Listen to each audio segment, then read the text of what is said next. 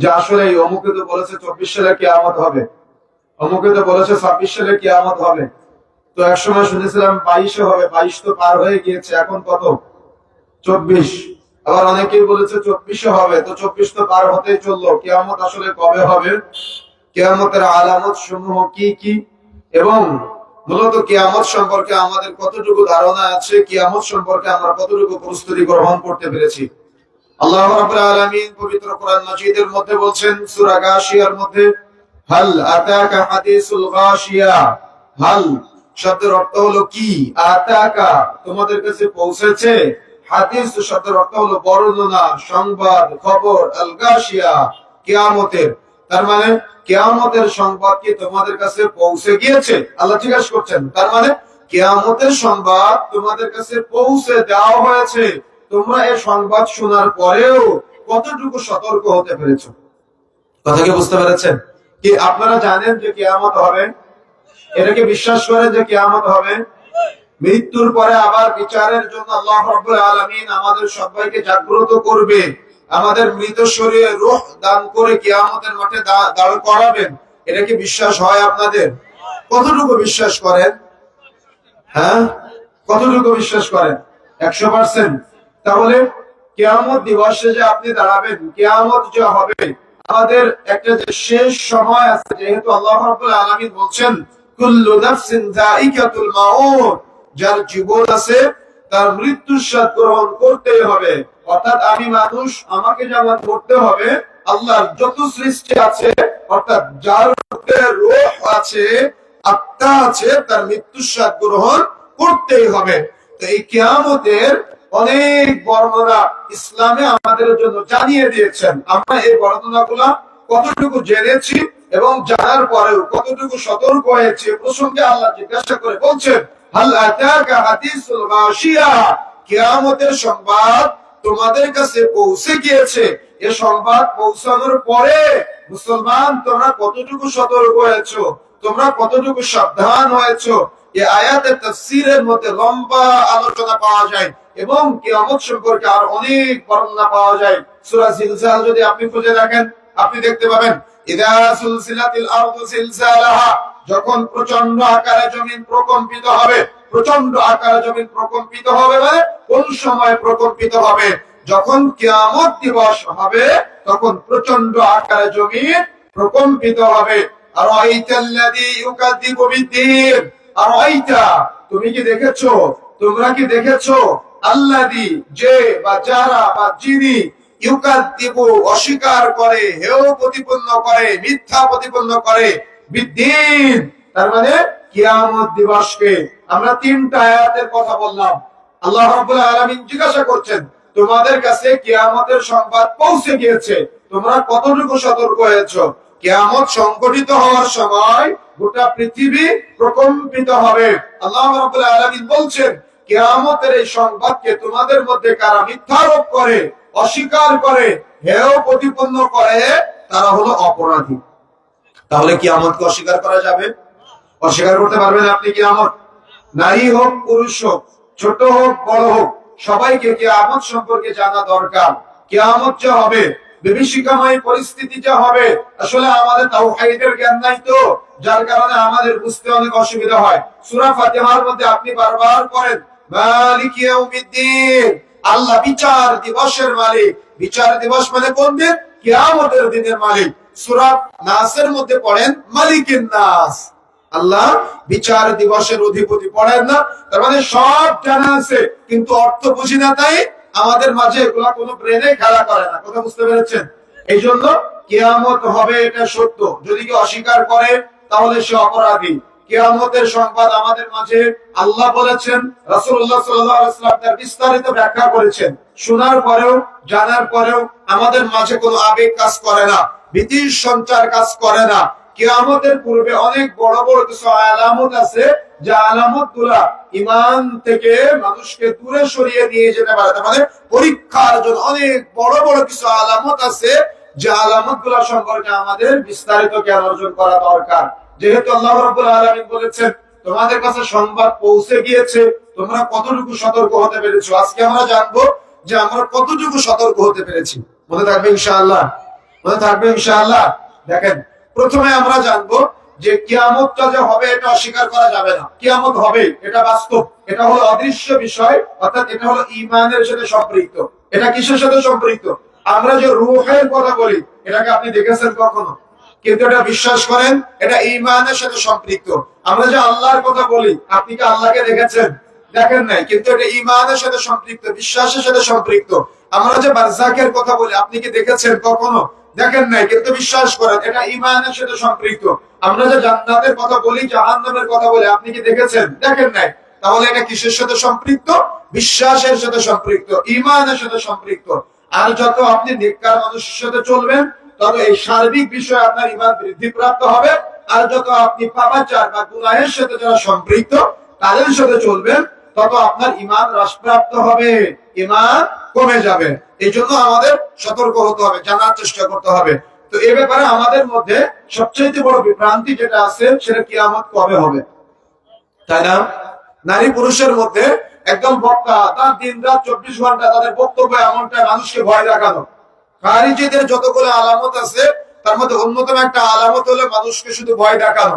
তার মানে অমুক দিন কিয়ামত হচ্ছে, কিয়ামতের দিন তারিখ নির্ধারণ করে দিয়ে মানুষকে একটা দিকে ধাবিত করে দেওয়া, এটা উচিত না।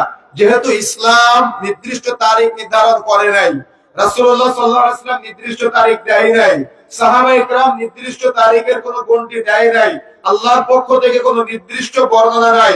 এখন এটাকে আমাদের গবেষণা করে খুঁজে বের করা অনেক বেশি প্রয়োজন। কথা বুঝেন না কেন? নাকি আপনাদের আবেগী মন মনে হচ্ছে যদি দিনটা জানতে পারতাম তার আগে তওবা করতাম?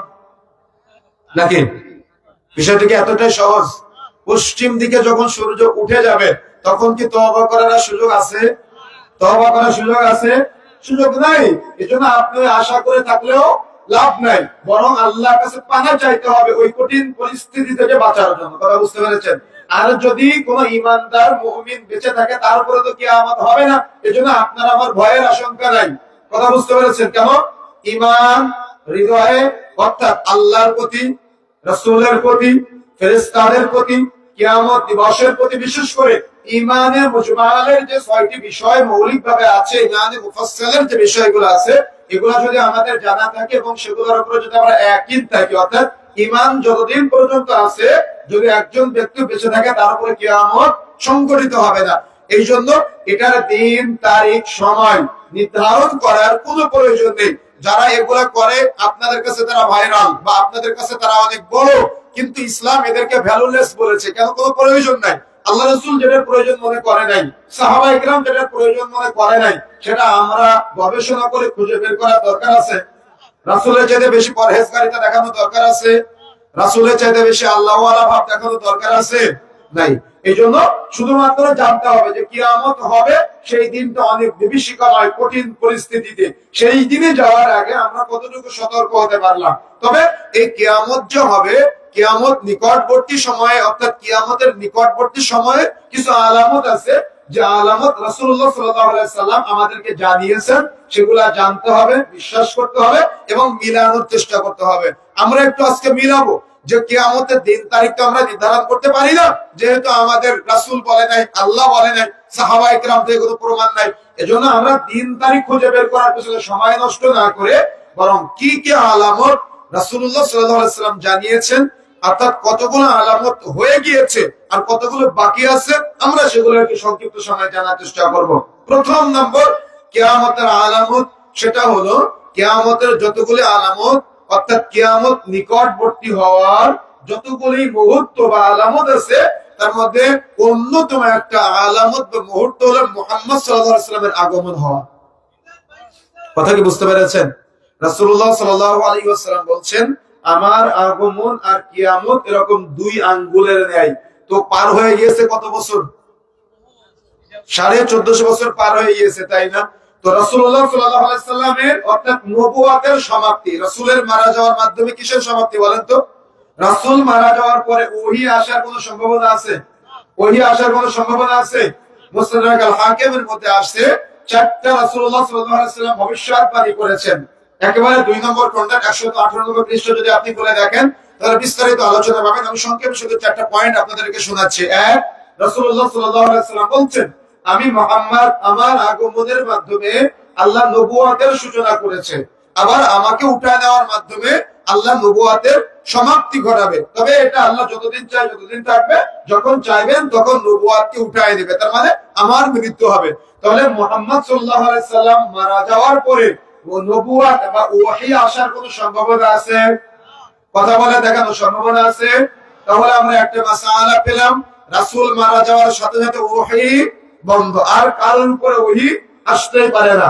দুই নম্বরে রাসূলুল্লাহ সাল্লাল্লাহু আলাইহি সাল্লাম বলেছেন যে আমার মৃত্যুর পরে, অর্থাৎ রাসূলের তরিকায়, আমার মৃত্যুর পরে আমার তরিকা অর্থাৎ রাসূলের তরিকায়, নবুয়তের তরিকায় খেলাফত আমল চালু হবে, যে খেলাফত আমলের অপর হাদিস দ্বারা প্রমাণিত 30 বছরের মতো। তার মানে আবু বকর, উমর, উসমান, আলী রাদিয়াল্লাহু তাআলা আনহুমা, এই সাহাবীদের নবুয়তের তরিকায় খেলাফতের যে আমলটা ছিল, এটা রাসূলের একটা ভবিষ্যৎবাণী। আল্লাহ রাসূল বলছেন আল্লাহ যতদিন চাইবে এটা ততদিন থাকবে, যখন চাইবেন না তখন নবুয়তের তরিকার এই খেলাফত আমলটা উঠিয়ে দিবে। তার মানে বলেন তো, এখান থেকে আমরা আরেকটা মাসআলা পেলাম, সেটা রাসূলের মাধ্যমে নবুয়ত এসেছে।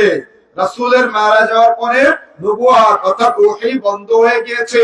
তবে ওহীর সিস্টেমে, নবুয়তের পদ্ধতিতে ভালো করে হাদিসটা বুঝবেন ব্রেন দিয়ে, নবুয়তের পদ্ধতিতে খেলাফত আমল আসবে, তবে সেই খেলাফত আমল খুব অল্প সময়ের জন্য।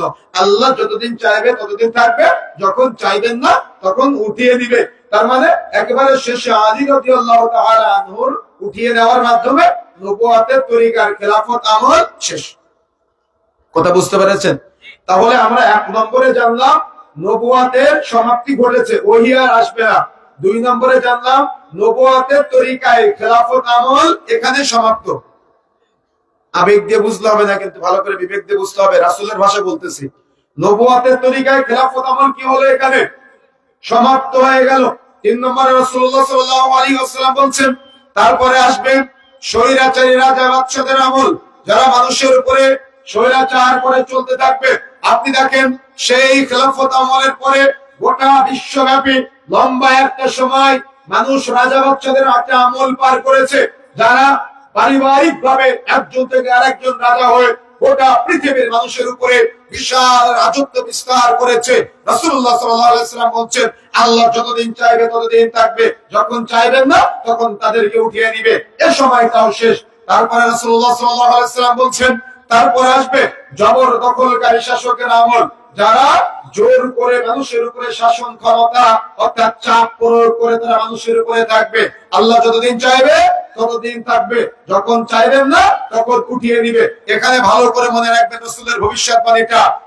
এক, নবুয়ত এসেছে, রাসূলের মৃত্যুর মাধ্যমে নবুয়ত আর আসবে না, ওহী আর আসবে না। 2 নম্বরে নবুয়তের তরিকায় খেলাফত আমল চলবে, তবে আল্লাহ যতদিন চাইবে ততদিন থাকবে, যখন চাইবেন না উঠিয়ে দিবে। আবু বকর, ওমর, উসমান, আলী তাদের মৃত্যুর মাধ্যমে নবুয়তের তরিকায় খেলাফত আমল শেষ হয়ে গিয়েছে।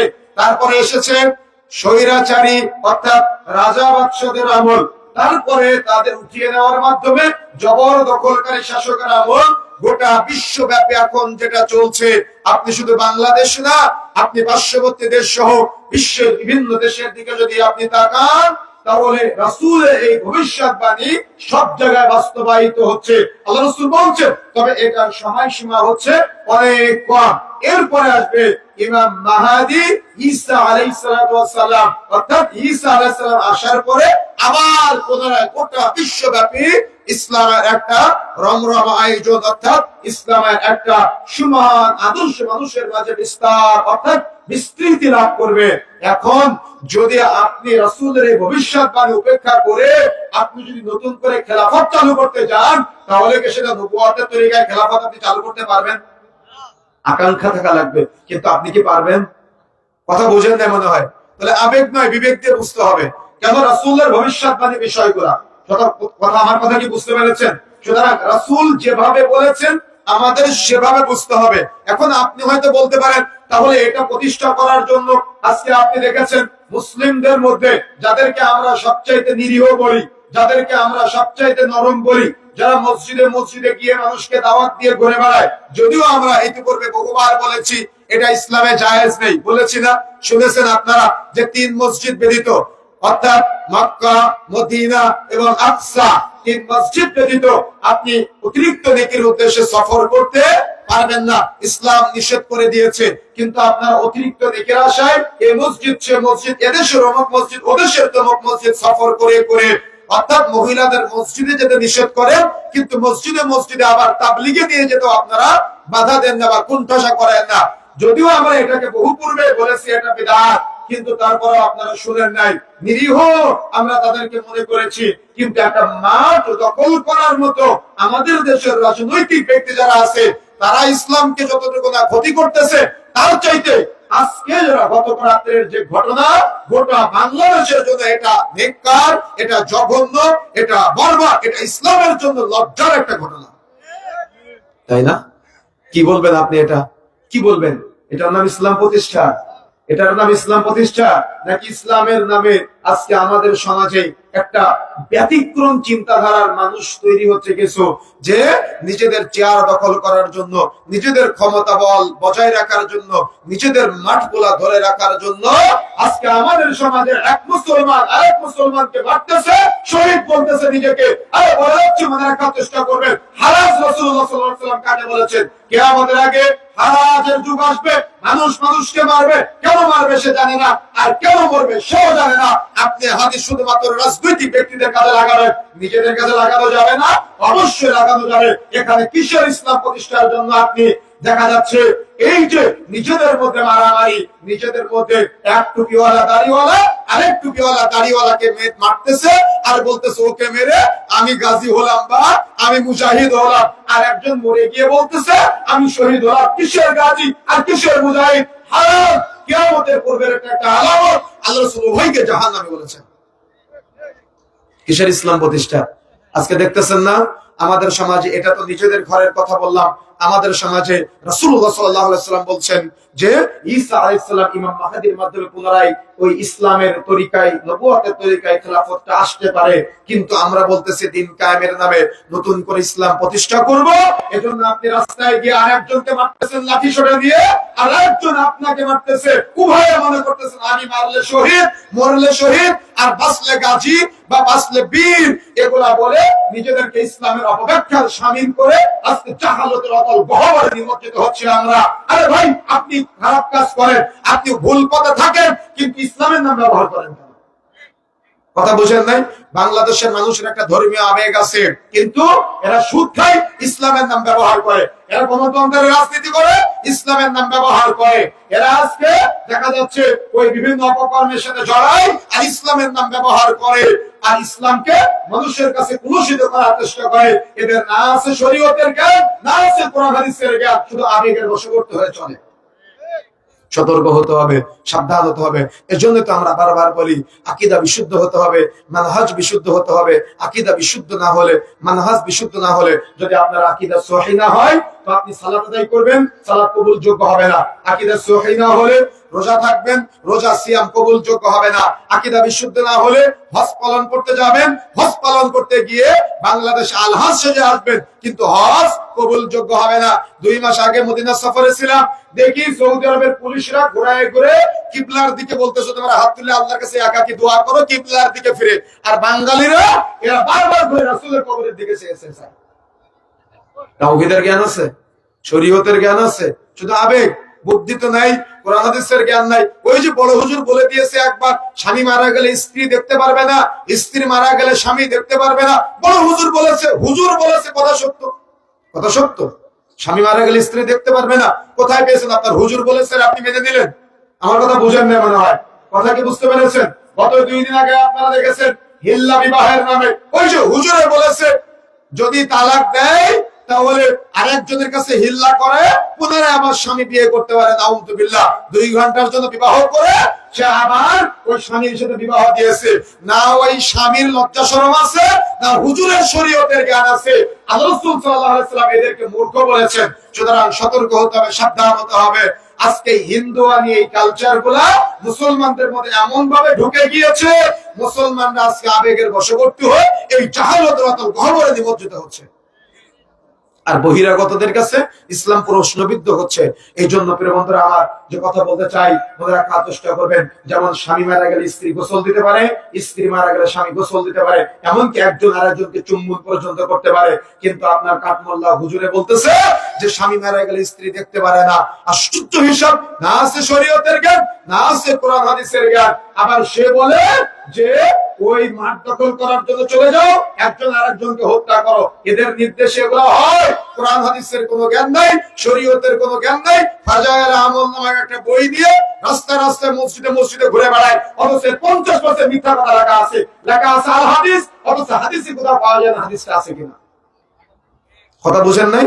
মকসুদুল মুমিনিন নামে প্রচলিত একটা বই আছে, ফাজায়েল আমল নামে প্রচলিত বই আছে, হাজার দুরুদ নামে একটা বই আছে, আমার বাসায় এরকম অসংখ্য বই আছে। যে বইগুলা যদি আপনাদের মাঝে এক একটা করে উপস্থাপন করি, তো আপনি বলবেন এগুলা কোথা থেকে আসলো। কিন্তু আপনার বাড়িতে নামাজ শিক্ষা নামে এমন কিছু বই আছে, যে বইয়ের যে নামাজ শিক্ষাগুলো আছে একটা রাসূলের থেকে প্রমাণিত না, অথচ লেখা আছে আল হাদিস। আল হাদিস বলেছেন, রাসূলের সাথে জালিয়াতি করেছেন আপনি। কথা বুঝতে পেরেছেন? এই জন্য বিবেক সম্পন্ন হতে হবে, চিন্তাশীল হতে হবে। একজন আপনাকে একদিকে ডাকবে, আহ্বান করবে, আর আপনার বিবেক বুদ্ধি কাজে না লেগে সেদিকে আপনি চলে যাবেন, এটাও তো প্রকৃত মুসলমানের বৈশিষ্ট্য না। কথা বুঝতে পেরেছেন? আমি যেটা বোঝাতে চাচ্ছি, তার মানে প্রথম নম্বর যে পয়েন্ট, সেটা হলো যে আপনাকে বিবেক সম্পন্ন হতে হবে। মুহাম্মদ সাল্লাল্লাহু আলাইহি ওয়াসাল্লামের আগমনের মাধ্যমে কিয়ামত অর্থাৎ নিকটবর্তী হওয়ার সূচনা শুরু হয়েছে। এটা প্রথম স্টেপ আমাদেরকে মনে রাখতে হবে। আর বিবেক সম্পন্ন হওয়ার চেষ্টা করতে হবে, অর্থাৎ বুদ্ধি জ্ঞান ওয়ালা মানুষ হওয়ার চেষ্টা করতে হবে।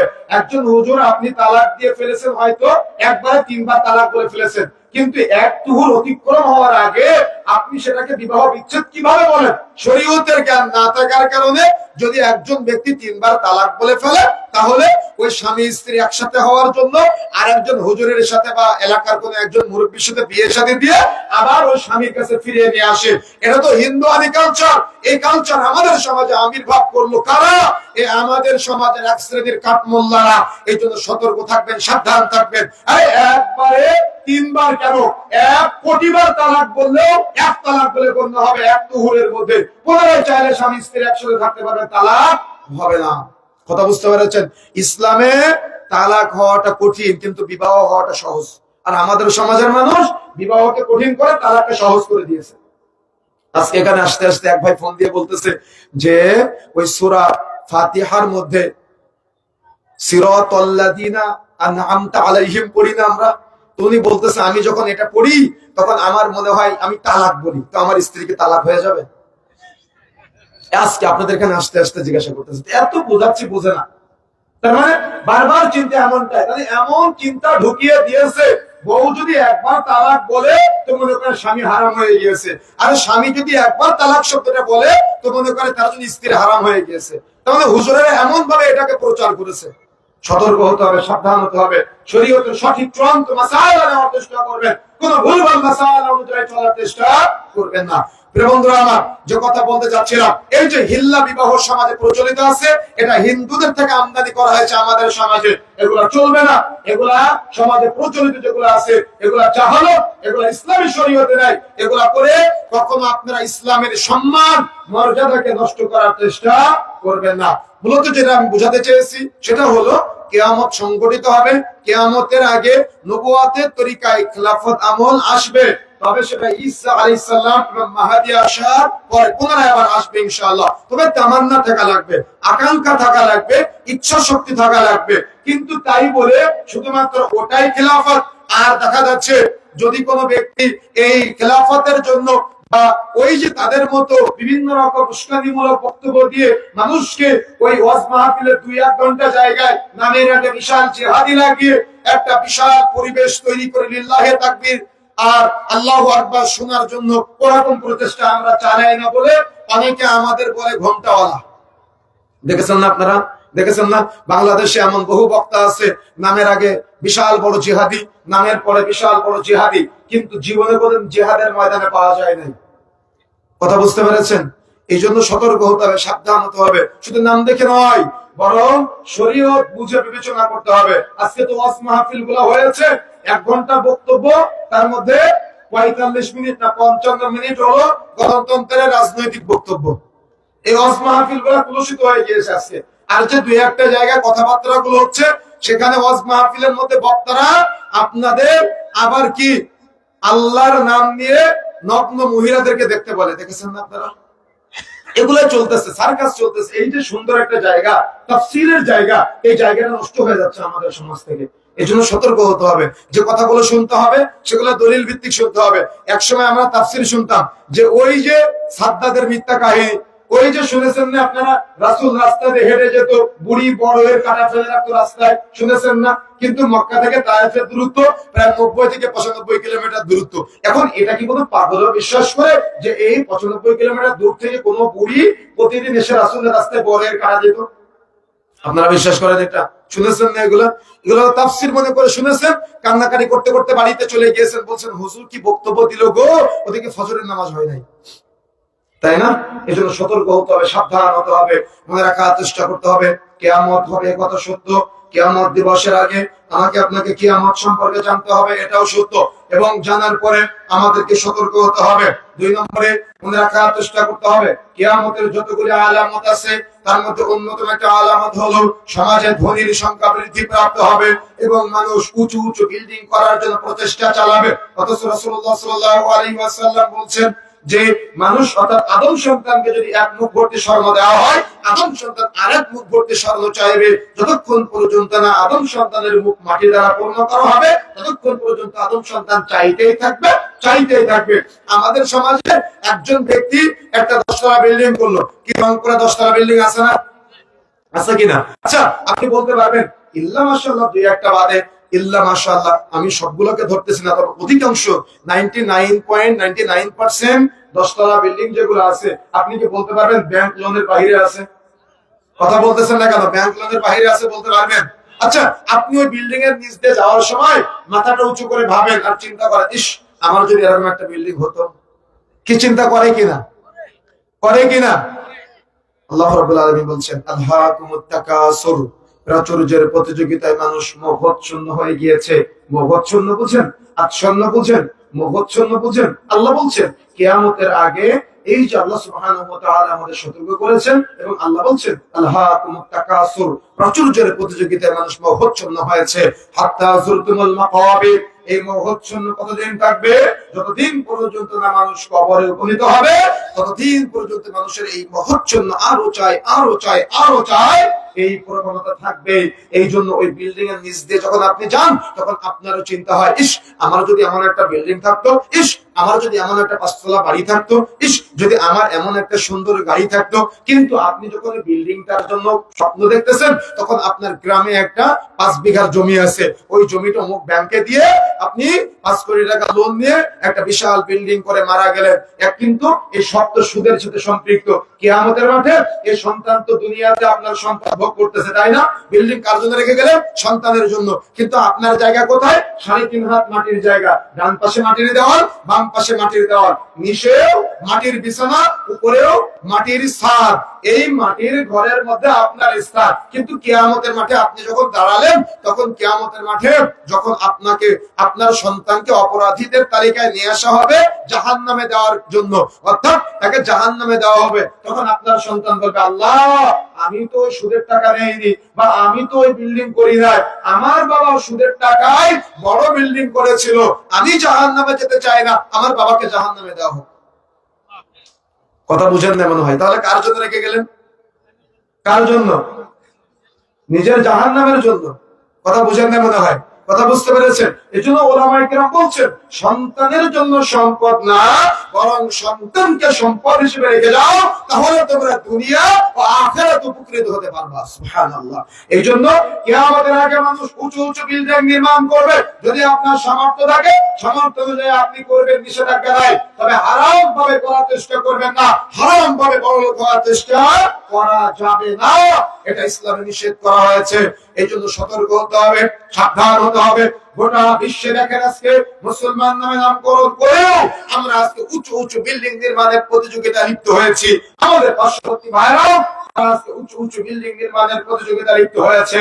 যেন আমরা ইমানদার নিজেদেরকে দাবি করি, তাহলে আমাদেরকে এই প্রবণতা থেকে বের হয়ে আসার চেষ্টা করতে হবে। এটা কিয়ামতের অন্যতম একটা আলামত। কিয়ামতের যতগুলি আলামত আছে তার মধ্যে অন্যতম একটা আলামত হলো ভণ্ড নবীর আবির্ভাব হওয়া। অর্থাৎ ভণ্ড নবীর আবির্ভাব হবে সমাজে। অর্থাৎ মানুষ নিজেকে নবী বলে দাবি করবে, কিন্তু আমরা তো জানি আমাদের নবী শেষ নবী মুহাম্মদ রাসূলুল্লাহ সাল্লাল্লাহু আলাইহি ওয়াসাল্লাম। কিন্তু আপনাদের পার্শ্ববর্তী কিছু মানুষ আছে যারা গোলাম আহমদ কাদিয়ানীকে শেষ নবী বলে, যারা বলে আল্লাহ ভুল করে গোলাম আহমদ কাদিয়ানীর উপরে নবুয়ত না দিয়ে মুহাম্মদের উপরে দিয়েছে, বলে নাউযুবিল্লাহ। আচ্ছা, এই কথা যদি কেউ বলে তার কি ঈমান আছে? সে কি মুসলমান? সে কি মুসলমান থাকতে পারে? অসম্ভব হতে পারে না। এই জন্য যদি কেউ আপনাদেরকে পথভ্রষ্ট করে তাহলে সতর্ক থাকবেন, সাবধান থাকবেন। গোলাম আহমদ কাদিয়ানী কিসের নবী? বরং যদি আপনি তাকে কোন আউলিয়া মনে করেন তাহলে এটাও গুনাহের কাজ। সুতরাং সতর্ক হতে হবে, সাবধান হতে হবে।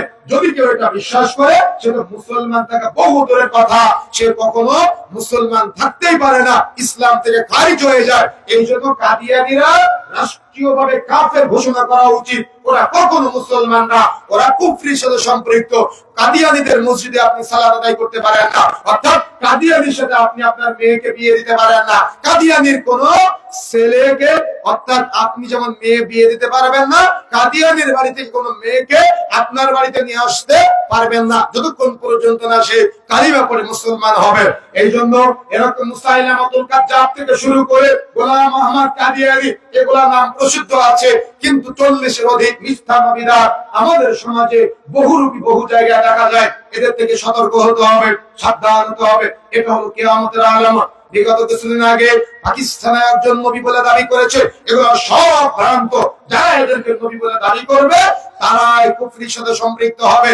এজন্য সতর্ক হতে হবে, সাবধান হতে হবে। সমাজে যদি এগুলা কেউ দাবি করে তাহলে এদের থেকে দূরে থাকার চেষ্টা করতে হবে। আরে আপনাদের জ্ঞান এতটাই দুর্বল, নবী তো বহু দূরের কথা, নিজেকে রব বলে দাবি করে, আল্লাহর বন্ধু বলে দাবি করে, আল্লাহর নিকটবর্তী বলে দাবি করে, তারপরেও আপনারা এই ভণ্ডদের কাছে গিয়ে ছাগল গরু মানত করেন, টাকা দান করেন। মাজারের সিন্নিদের কি দেয় কিনা?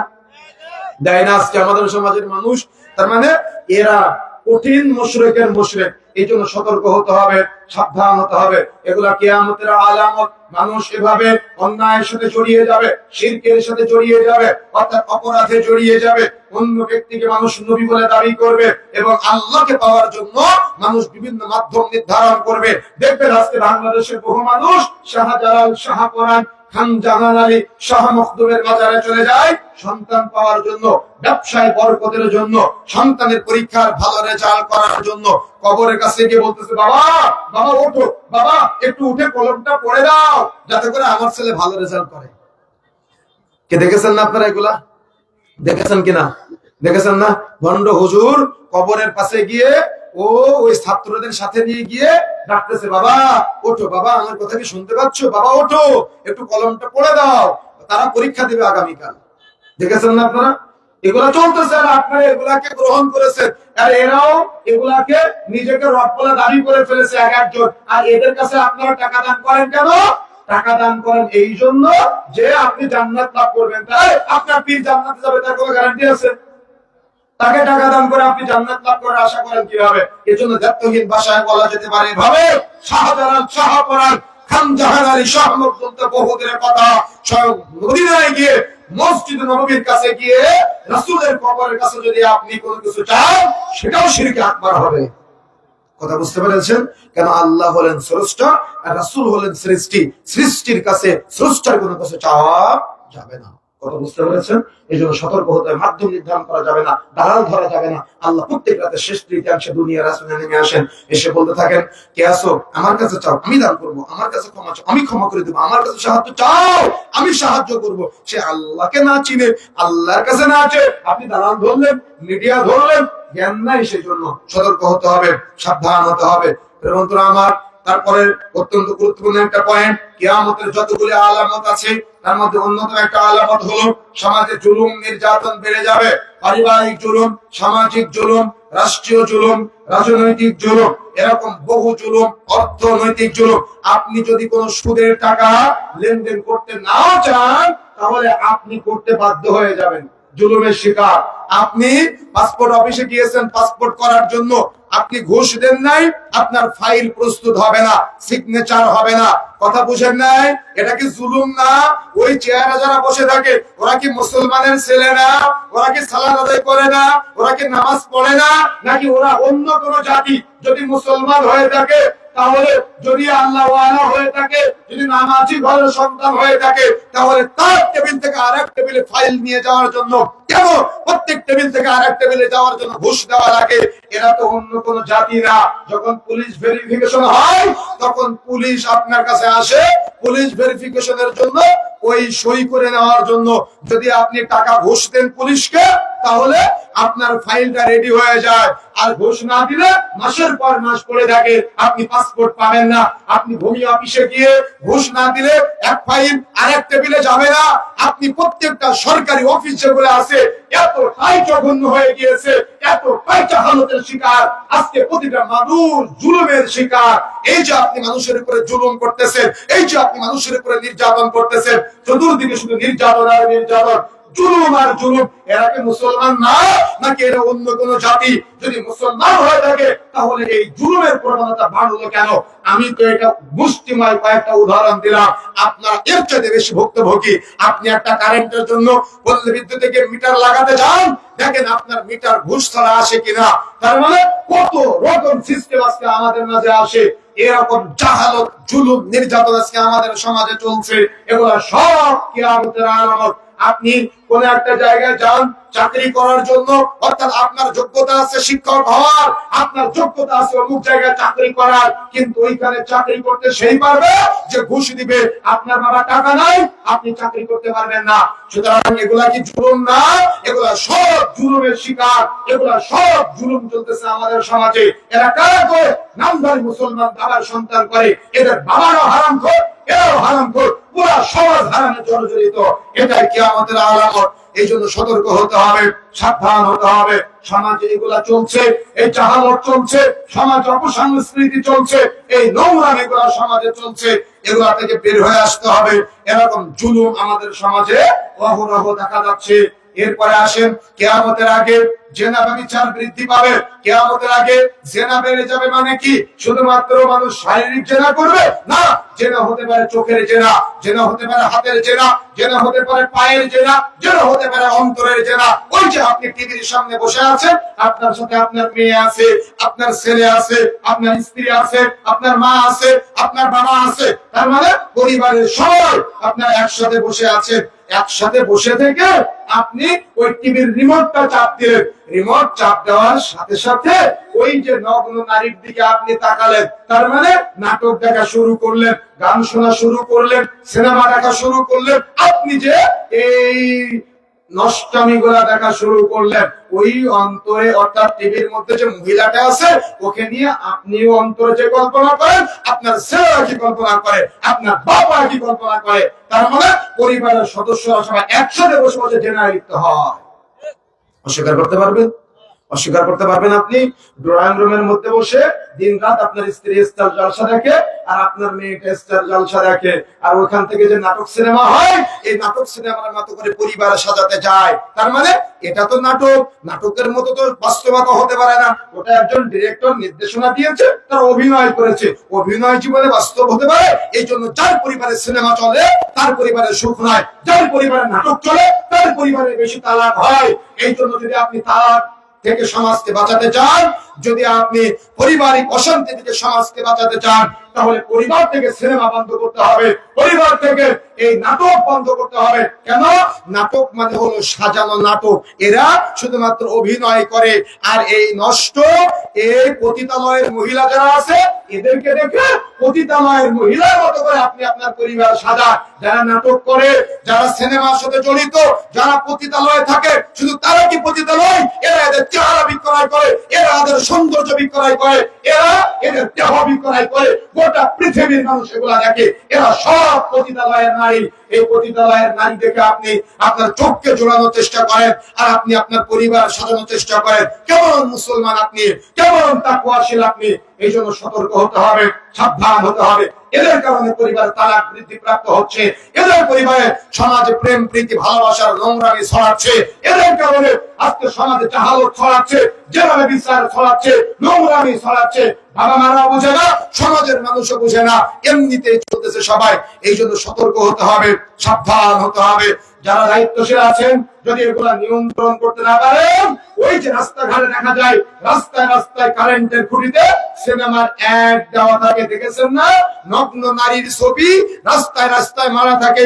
আপনি যে ওয়ার্ডের মেম্বার, আপনি যে ইউনিয়নের চেয়ারম্যান, আর আপনি যে জেলার প্রধান, আপনি যে বিভাগের প্রধান, আর আপনি যে দেশের প্রধান, আপনি চাইলে এটা বন্ধ করতে পারেন, কিন্তু আপনার নেতৃত্বাধীন এলাকায় এই সিনেমার নগ্ন পোস্টার লাগিয়ে মানুষকে নষ্টামের দিকে আহ্বান করে, আর আপনি এটার অনুমোদন দেন। যত মানুষ এই সিনেমা দেখবে, প্রত্যেক ব্যক্তির আপনার পাপের ভাই। আপনি দায়িত্বশীল হিসেবে আপনার আমলনামা লিপিবদ্ধ করা হবে। দায়িত্ব কেন নিয়েছেন? দায়িত্ব নিয়ে এগুলো বন্ধ করতে হবে। যদি ভোটের আশায় বন্ধ না করেন, তো নিজেদেরকে ইসলামের দাবি করবেন না। কথা বুঝেন নাই? সতর্ক হতে হবে, সাবধান হতে হবে, সতর্ক হতে হবে, সাবধান হওয়ার চেষ্টা করতে হবে। পুরাটাই জাহালত চলতেছে আমাদের সমাজে, পুরোটাই নষ্টামি চলতেছে আমাদের সমাজে। মুসলমানিত্ব আদর্শ, ইসলামের সভ্যতা, ইসলামের আদর্শ আজকে আমাদের মাঝ থেকে ভুলণ্ঠিত হচ্ছে। আমাদের মাঝে এগুলা পাওয়া যায় না। শুধু আবেগের বশবর্তী, লিল্লাহি তাকবীর, আল্লাহু আকবার বললে হবে। সতর্ক হতে হবে, সাবধান হতে হবে। আবেগের বশবর্তী হওয়ার চেষ্টা করবেন না। সতর্ক হয়ে, সাবধান হয়ে নিজের জীবন যৌবন, নিজের সালাত, নিজের সিয়াম, নিজের হজ, নিজের যাকাত, যা কিছু আছে সব শুধুমাত্র লিল্লাহি রাব্বিল আলামিন, আল্লাহর জন্য হতে হবে। পৃথিবীর কোন ব্যক্তির জন্য হওয়া যাবে না। এই জন্য সতর্ক হতে হবে, সাবধান হতে হবে। এরপরে আসেন, সমাজে সুদের সংখ্যা বেড়ে যাবে। কিয়ামতের যতগুলো আলামত আছে, তার মধ্যে অন্যতম একটা আলামত হলো সুদের সংখ্যা বেড়ে যাওয়া। আহাল্লাল্লাহুল বাই'a ওয়া হাররামার রিবা। আল্লাহ ব্যবসাকে হালাল করেছেন, সুদকে হারাম করে দিয়েছেন। কিন্তু আপনি দেখেন, আমরা অধিকাংশ মানুষ, আমাদের সমাজের অধিকাংশ মানুষ আজকে সুদের সাথে জড়িত।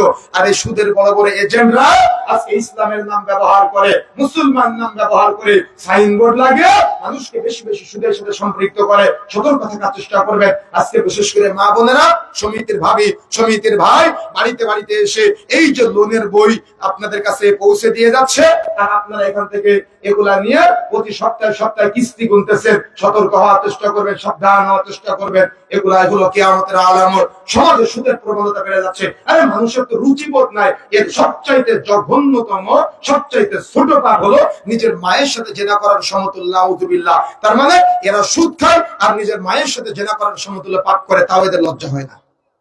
সতর্ক হতে হবে, সাবধান হতে হবে। কিয়ামতের আগে এগুলা বৃদ্ধি প্রাপ্ত হবে, যাতে করে আমাদের মাধ্যমে এগুলো বাস্তবায়িত না হয় সেদিকে খেয়াল রাখার চেষ্টা করতে হবে। আমি শুধু সংক্ষেপে শুধু পয়েন্টগুলো বলে যাচ্ছি, মনে রাখার চেষ্টা করবেন। কিয়ামতের আগে গান বাজনা, গায়ক গায়িকাদের সংখ্যা বেড়ে যাবে। আজকে আপনি দেখেন, আগে তো শুধু সিনেমার মধ্যে, নাটকের মধ্যে গান বাজনা চলতো, কিন্তু এখন আপনার ঘরের মধ্যে গান বাজনা চলে। আপনার মেয়ে টিকটক করে, আপনার ছেলে ইনস্টাগ্রামে রিলস ভিডিও বানায়, ওই নগ্ন নারীর মতো করে নাচানাচি করে, বাসার ছাদের উপরে গিয়ে মা মেয়ে একসাথে নাচানাচি করে, আর বাপ ভিডিও করে সেগুলো সোশ্যাল মিডিয়ায় আপলোড দেয়। কি আছে কিনা? আছে না এগুলা? কিয়ামতের আগে এই গান বাজনা নর্তকের সংখ্যা বেড়ে যাবে, অপসংস্কৃতির সংখ্যা বেড়ে যাবে। আপনি এগুলা মিলান, সমাজ এগুলা চলতেছে, জাহালতের সমাজ। কিভাবে বুঝাই, কিভাবে আমি বুঝাই আপনাদেরকে? অর্থাৎ মা আর মেয়ে নাচানাচি করতেছে, আর বাবা গানের তালে তালে ভিডিও করে সেগুলা সোশ্যাল মিডিয়ায় মানুষের খোরাক বানায়। অর্থাৎ নিজের জীবন যৌবন, নিজের ইজ্জত, নিজের স্ত্রীর সৌন্দর্য মানুষের কাছে পৌঁছে দিয়ে বেড়ায়। আমি কিভাবে বুঝাই আপনাকে? আপনি নতুন বিয়ে করে স্ত্রীর সাথে একটা সেলফি তুলে ফেসবুকে আপলোড করে দিয়ে আপনার স্ত্রীকে দেশের, জাতির, জনগণের সম্পদ বানিয়ে দিলেন। তো আমি কিভাবে বুঝাবো আপনাকে, বলেন? আপনি কি বুঝতে পেরেছেন বিষয়টা?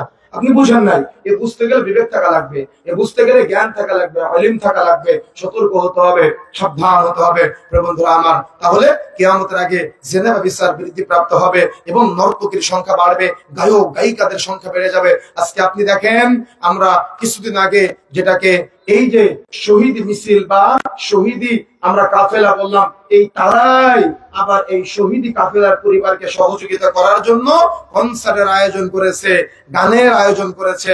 একটু সমালোচনা না করলেই হয় না। এই যে গানের আয়োজন, নষ্টামির আয়োজন, অশ্লীলতার আয়োজন করা হলো, কিসের শহীদের রুহের মাগফিরাতের জন্য এটা হতে পারে? আমার কথা বুঝেন না মনে হয়। দেখেন না, 16ই ফেব্রুয়ারি নাকি 21শে ফেব্রুয়ারি, তারপরে 16ই ডিসেম্বর, 26শে মার্চ, তারপরে 31st নাইট, এগুলা পালন করার নামে আমাদের দেশের ওই যে বিশেষ করে 16ই ডিসেম্বর পালন করা হয় বা 21শে ফেব্রুয়ারি পালন করা হয়, একটা হিন্দু যেমন ওই মূর্তির সামনে গিয়ে যখন বিভিন্ন রকম কোনো কিছু চাই বা ফুল দেয়, তখন আপনি একটা হিন্দুকে বলেন সে তো মুশরিক, তাই দেয়, কিন্তু সে তো হাত পাওয়ালা মূর্তির কাছে চাই বা দেয়, কিন্তু আপনি তিনটা খাম্বার সামনে গিয়ে চাচ্ছেন বা দিচ্ছেন, তাহলে আপনার কি বলবো? কথা বুঝেন না মনে হয়, গায়ে লাগতেছে, খারাপ লাগতেছে, কিছু করার নাই। আমি আপনার চরিত্রের সাথে মিলাচ্ছি বিষয়টা। তাহলে আপনি বিবেচনা করেন, আপনি চিন্তা করেন, আজকে আর এগুলা গানের তালে তালে নাকি রুহের মাগফিরাত হয়? দেখেন না, বক্স ভাড়া করে সারা রাত নষ্টামির আয়োজন করে, অশ্লীলতার আয়োজন করে, গান বাজনা বাজায় আর ভাবে যে শহীদদের রুহের মাগফিরাতের জন্য। নাউযুবিল্লাহ। না আছে জ্ঞান, না আছে রুচি, না আছে চরিত্র, না আছে কোরআন হাদিসের জ্ঞান, না আছে বিবেক বুদ্ধি। আমি কিভাবে বুঝাই? সমাজের মানুষকে সতর্ক হতে হবে, সাবধান হতে হবে। প্রিয় বন্ধুরা আমার, এজন্য শরীয়তের জ্ঞান দরকার। ইসলামী শরীয়তের জ্ঞান না থাকলে, তাওহীদের জ্ঞান না থাকলে সমাজ মানুষ এভাবে পথভ্রষ্ট হয়ে যাবে। এই জন্য সতর্ক হতে হবে, সাবধান হতে হবে। এরপরে আসেন, ততদিন পর্যন্ত কিয়ামত সংঘটিত হবে না যতদিন পর্যন্ত না মানুষ মসজিদ নিয়ে গর্ব করবে। আগে মসজিদ গুলো ছিল খেড়ে, তার মানে কোলার চালের, টিনের চালের। এখন মসজিদ গুলো হয়েছে টাইলস, এসি, সুন্দর ফিটিং, তাই না? কিন্তু মুসল্লি কমে গিয়েছে। আর এক এলাকার মানুষ মসজিদ নিয়ে গর্ব করে, ওই এলাকা থেকে আমার এলাকার মসজিদ সুন্দর, ওরা আবার গর্ব করে না তাদের মসজিদের থেকে আমাদের মসজিদ সুন্দর। এটা কিয়ামতের আলামত। দেখেছেন না, কত গম্বুজকে বানাতে পারে, ওই তত গম্বুজওয়ালা মসজিদ দেখার জন্য ভিড় জমায়। দেখেছেন না, এগুলো সব কিয়ামতের আলামত। রাসূলুল্লাহ সাল্লাল্লাহু আলাইহি ওয়াসাল্লাম বলেছেন, এই জন্য সতর্ক হতে হবে, সাবধান হতে হবে। মসজিদ বাড়ুক, ইমানদারের সংখ্যা বাড়তে হবে। মসজিদ সুন্দর হওয়ার সাথে সাথে ইমানের সৌন্দর্যের প্রয়োজন, ইমানের নবায়নের প্রয়োজন। কিন্তু মসজিদ সুন্দর হচ্ছে, মুসল্লি কমে যাচ্ছে, আমরা এটা চাই না। কথা কি বুঝতে পেরেছেন? এই জন্য সতর্ক হতে হবে, সাবধান হতে হবে।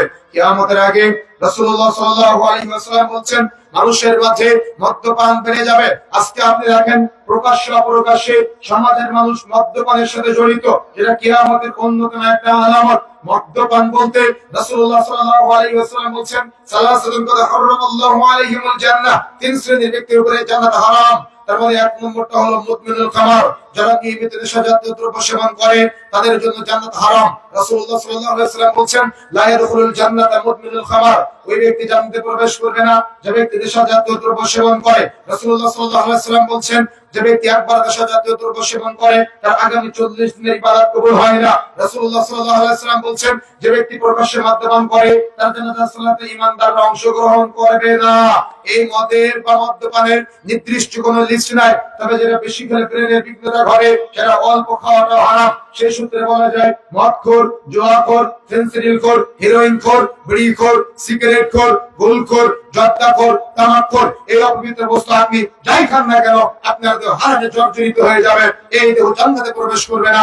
রাসূলুল্লাহ সাল্লাল্লাহু আলাইহি ওয়াসাল্লাম বলেন, লা ইয়াদখুলুল জান্নাতা মুদমিনুল খামর, যে ব্যক্তি নেশাজাতীয় দ্রব্য সেবন করবে তার জন্য জান্নাত হারাম, সে জান্নাতে যাবে না।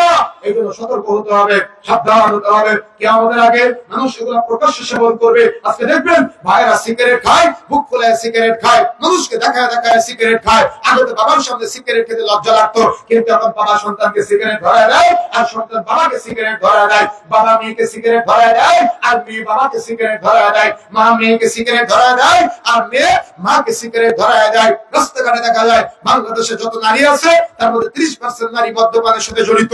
সুতরাং সতর্ক হতে হবে, সাবধান হতে হবে। এই মদ্যপান আজকে আমাদের সমাজে এমন ভাবে চলছে, দাদা নাতির সামনে মদ্যপান করে, নাতি দাদার সামনে মদ্যপান করে, কারোর লজ্জা লাগে না, কেউ এটাকে পাপ মনে করে না। তার বাবা দাঁড়িয়ে আছে, বাবাকে দাম দেয় না, মা দাঁড়িয়ে আছে, মাকে দাম দেয় না, আলেম ওলামা দাঁড়িয়ে আছে, তাকে দেয় না, দাম দেয় না, ওর চাচা দাঁড়িয়ে আছে, তাকে দাম দেয় না। ও সিগারেট খায় আর চারটার দিকে ধোয়া ছেড়ে দেয়। দেখেছেন না? কি লজ্জা লাগতেছে? লজ্জা লাগা দরকার। দাওয়াত দিয়েন না, দাওয়াত দিলে কথা শুনতে হবে। কথা বুঝতে পেরেছেন? এই জন্য যে কথা বলতে যাচ্ছিলাম, বন্ধুরা আমার, সতর্ক হতে হবে, সাবধান হতে হবে। যে জিনিস গরু ছাগলে খায় না, যে জিনিস চতুষ্পদ জন্তুতে খায় না, সেই জিনিস আপনি ভক্ষণ করেন। আর হুজুরে বললে প্রত্যেক সকালে বসে চায়ের দোকানে বসে সমালোচনা করেন, আপনার চায়ের দোকানদার যে আছে তার ইনকাম তো হারাম। কেমনে হারাম? আপনি খান একাপাত করেন, কিন্তু চায়ের দোকানদার বিক্রয় করে, এলাকার যত মানুষ খায়, প্রত্যেক ব্যক্তির একটা করে পাপের ভাগ চায়ের দোকানদারের আমল নামায় লিপিবদ্ধ হয়। কথা বুঝেন না মনে হয়? কথা বুঝতে পেরেছেন? চায়ের দোকান থেকে মাসালা নেন, চায়ের দোকান থেকে ফতোয়া নেন, হুজুরের কোরআন হাদিসের বক্তব্যকে চায়ের দোকানে বসে সমালোচনা করেন। কোরআন হাদিসের বক্তব্য সমালোচনা করার যোগ্যতা আছে? আপনি তো সাহারি করেন জর্দা দিয়ে, আর সিগারেট করেন ইফতার দিয়ে, আপনার রোজায় তো কবুল হয় না। আপনি সিয়াম পালন করেন আর চায়ের দোকানে বসে আলেম ওলামাদের নিয়ে গীবত করেন। আপনি সতর্ক হতে হবে, সাবধান হতে হবে। পৃথিবীর কোন মানুষ আপনাকে পছন্দ করে না। কিয়ামতের মাঠে আপনি পানি চাইবেন, আপনি খাবার চাইবেন, কিন্তু আপনাকে পানিও দেওয়া হবে, খাবার দেওয়া হবে, কিন্তু দেওয়া হবে গরম উত্তপ্ত ঝরনার পানি। যে ঝরনার পানি যখন আপনি খাবেন, তখন পিছনের রাস্তা দিয়ে নাড়িভুড়ি সহ সব বের হয়ে যাবে। এজন্য সতর্ক হতে হবে, সাবধান হতে হবে। নিজেদেরকে ইমানদার দাবি করলে কোন ইমাম সাহেব যারা আছেন, এই বিড়ি করে জানাজার নামাজ পড়াবেন না। নিজেদেরকে ইমানদার দাবি করলে আপনারা যারা মুসাল্লি আছেন, এই বিড়ি সিগারেট জর্দা করে কোন জানাজার নামাজে অংশগ্রহণ করবেন না। এদেরকে শিক্ষা হওয়া দরকার, লজ্জা থাকা দরকার। বাবা সন্তানকে সিগারেট ধরায় দেয়, সন্তান বাবাকে সিগারেট ধরায় দেয়, কারণ লজ্জা শরম নাই। এরা পাপ করে, মানুষকে দেখায় দেখায় পাপ করে, এরা পাপ করে প্রকাশ্যে বুক ফুলিয়ে পাপ করে। লজ্জা থাকা দরকার। সতর্ক হতে হবে, সাবধান হতে হবে। সমাজে প্রচলিত বাবা অর্থাৎ বাবা মাকে সন্তানেরা দাস দাসীর মতো মনে করবে, কিয়ামতের একটা অন্যতম আলামত। যদিও এই আলামতকে আরাবিয়ান কান্ট্রির সাথে সম্পৃক্ত করেছেন অনেক ওলামায়ে কেরাম, তবে জমহুর ওলামায়ে কেরামের মত অনুযায়ী বাবা মার কথা মতো সন্তান চলবে না। অর্থাৎ বাবা মা সন্তানের কোনো আচরণ যদি কষ্ট পেয়ে উহ শব্দ করে, তাহলে ওই সন্তান জান্নাতে যেতে পারবে না। এই শিক্ষাটা না দেওয়ার কারণে সন্তানকে বাবা মা ডানে যেতে বললে সন্তান বামে চলে যায়, বৃদ্ধাশ্রমে রেখে আসে। অর্থাৎ একজন ওই বাড়ির কাজের লোকের সাথে যে ব্যবহার করার কথা, অর্থাৎ দাসীর সাথে যে ব্যবহার করার কথা, বাবা মার সাথে সেই দাসীর মতো আচরণ করে। এই জন্য সতর্ক হতে হবে, সাবধান হতে হবে। বা ওলামায়ে কেরাম আরেকটা কথা বলেছেন, যেটা নাউযুবিল্লাহ, যেটা অত্যন্ত জঘন্য, অত্যন্ত বর্বর, যেটা সুদ খেলে মায়ের সাথে জেনা করার সমতুল্য পাপ হয়। মানুষ দাসীর সাথে যেমন জেনা করে, নিজের মায়ের সাথে জেনা করার জন্য প্রচেষ্টা চালায়, এগুলো সব হারাম। এই জুলুম কিন্তু আজকে আমাদের সমাজে চলছে, এই কিয়ামতের আলামত আমাদের সমাজেও দেখা যায়। এই জন্য সতর্ক হতে হবে, সাবধান হতে হবে। বন্ধুরা আমার, যদি আমরা সতর্ক হতে না পারি, সাবধান হতে না পারি, তাহলে এ সমাজ ওই গরু ছাগলের সমাজে রূপান্তরিত হবে। সতর্ক হতে হবে, সাবধান হতে হবে। সময় দ্রুত চলে যাবে, কিয়ামতের আগে আইলিম উঠে যাবে এবং সময় দ্রুত চলে যাবে।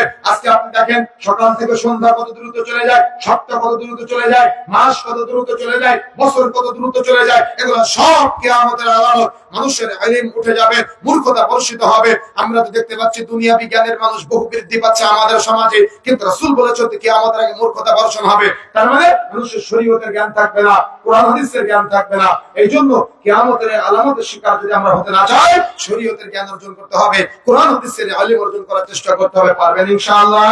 রাসূলুল্লাহ সাল্লাল্লাহু আলাইহি ওয়াসাল্লাম বলেছেন, খায়রুকুম মান তাআল্লামাল কুরআনা ওয়া আল্লামা, সর্বোত্তম হলো ওই ব্যক্তি যে নিজে কোরআন শিক্ষা করে অপরকে শিক্ষা দেয়। এই যে ছেলেটাকে আজকে আমরা পাগড়ি করালাম, দেখেছেন না আপনারা, হাফেজ হলো। এই হাফেজ ছেলেটার বাবা মা যখন কিয়ামতের মাঠে দাঁড়াবে, কিয়ামতের মাঠে সবাই উলঙ্গ অবস্থায় নাফসি নাফসি করবে, ছোটাছুটি করবে, দৌড়াদৌড়ি করবে, সূর্য মাথার নিকটবর্তী। কেউ ঘাম খাবে, কেউ পুঁজ খাবে, নিজের শরীরে রক্ত ঘাম নিজেই সেবন করবে। কিন্তু এই কঠিন বিশ্বকাময় পরিস্থিতিতে দেখা যাবে ওই দূর প্রান্তে হাফেজ ছেলে এবং মেয়ের বাবা মা তারা দাঁড়িয়ে আছে, যাদের মাথায় নূরের মুকুট পরানো, যাদের শরীরে পোশাক পরা। কিয়ামতের মাঠে সবাই উলঙ্গ, তাদের শরীরে পোশাক পরা, সবাই সূর্য সবার মাথার নিকটবর্তী, কিন্তু তাদের মাথায় নূরের মুকুট জল করতেছে।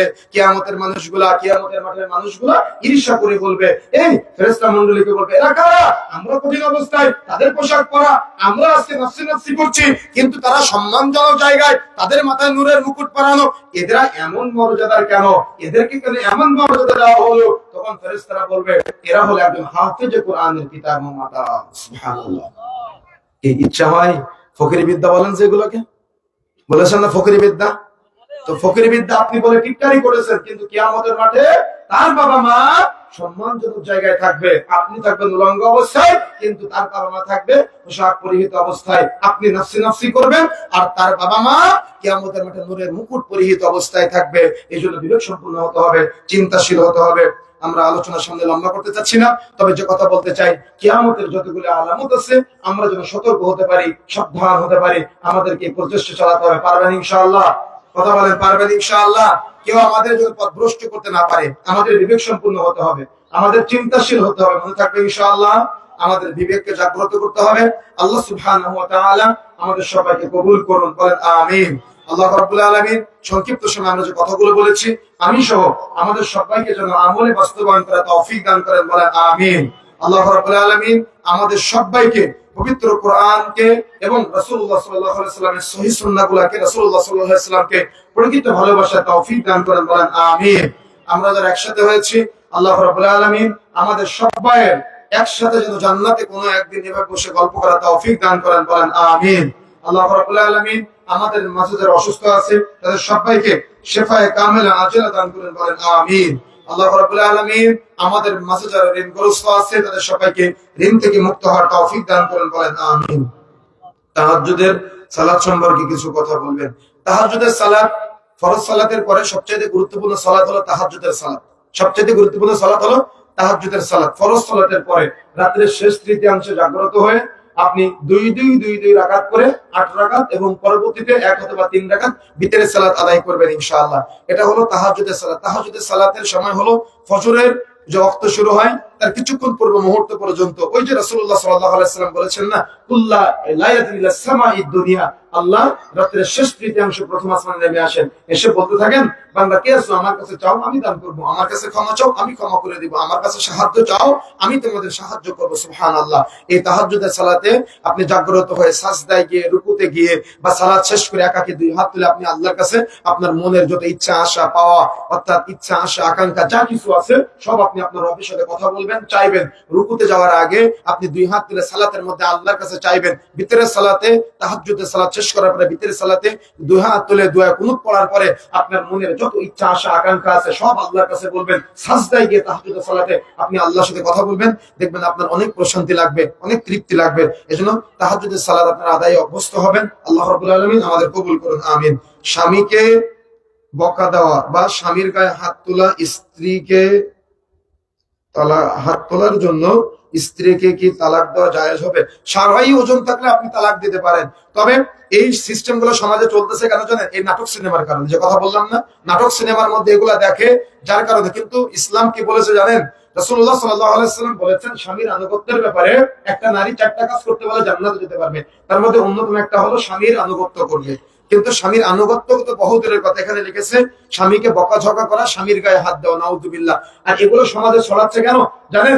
পুরুষতান্ত্রিক পরিবার না হয়ে নারীতান্ত্রিক পরিবার হওয়ার কারণে। এই জন্য দেশের প্রধান, সমাজের প্রধান, রাষ্ট্রের প্রধান, এলাকার প্রধান, পরিবার প্রধান যদি কোনো নারী হয়, ওই পরিবার কখনো সুখের হতে পারে না। এই জন্য সতর্ক থাকতে হবে, সাবধান হতে হবে। রাসূলুল্লাহ সাল্লাল্লাহু আলাইহি ওয়াসাল্লাম বলেছেন, এবং এ ব্যাপারে একাধিক বর্ণনা পাওয়া যায়, যে আল্লাহর পরে যদি কাউকে সাজদা দেওয়ার অনুমতি দেওয়া হতো, তাহলে একজন নারীকে তার স্বামীকে সাজদা দেওয়ার অনুমতি দেওয়া হতো। সে স্বামীর গায়ে হাত দেওয়া, বকাবকি করা, তারপরে দেখা যাচ্ছে কথা মতো না চলা, এটা অত্যন্ত জঘন্যতম অপরাধ। ইসলাম বলেছে একটা নারী 4টা কাজ করতে পারে, সহজে জান্নাতে যেতে পারবে। তার মধ্যে অন্যতম হলো স্বামীর খেদমত করা, স্বামীর কথা মতো চলা।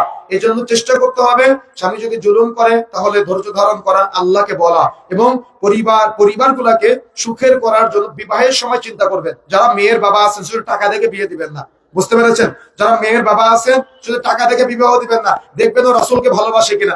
একটা মেয়ে যদি একটা ছেলে যদি রাসূলকে ভালোবাসে, তাহলে ও এই হাদিসটা জানবে যে আদ-দুনিয়া কুল্লুহা মাতা, গোটা পৃথিবীটা হলো সম্পদ। অখৈরু মাতা'আদ দুনিয়া আল মারআতু আস-সালিহা, ওই নারী সর্বোত্তম, গোটা পৃথিবীর শ্রেষ্ঠ সম্পদকে যে সতী এবং সাধবী।